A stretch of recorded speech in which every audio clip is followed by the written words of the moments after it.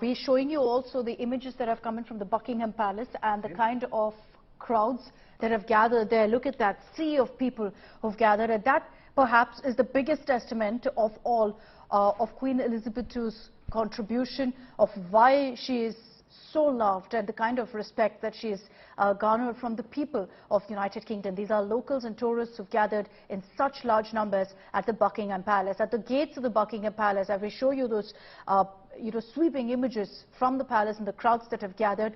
At the gates is where the notice has been put up with a brief statement from the royal family. Lavina Tandon is joining us live from London with the latest updates. Lavina, take us through, the sentiment, the emotion that's sweeping through London right now. Upset and shock and tears. Huge upset amongst the people here, and not only in the United Kingdom but across the board. She has met pretty much all the world leaders and has had an impact on history for the longest of time. So her going is a going of an era. Her going is also a question mark on the monarchy, I would say, because a lot of anti-monarchical people who are anti-monarchy have also respected her.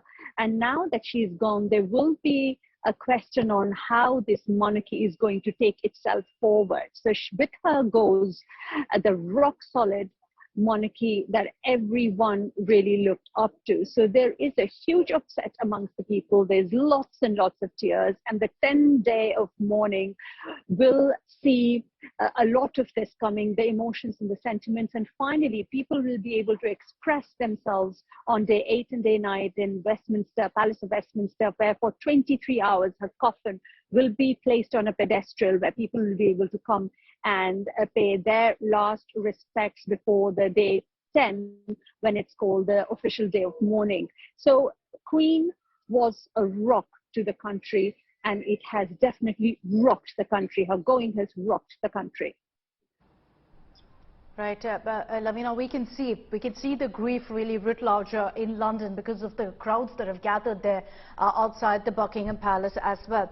Now also, yes, because also, interestingly, these are tough times for England. We seem to forget that. High inflation, country possibly heading into recession. Very true. They've had a tough couple of years with COVID, energy bills up because of all that happened with Ukraine. You've got a situation now where you've just, one prime minister has gone, another one's just taken over.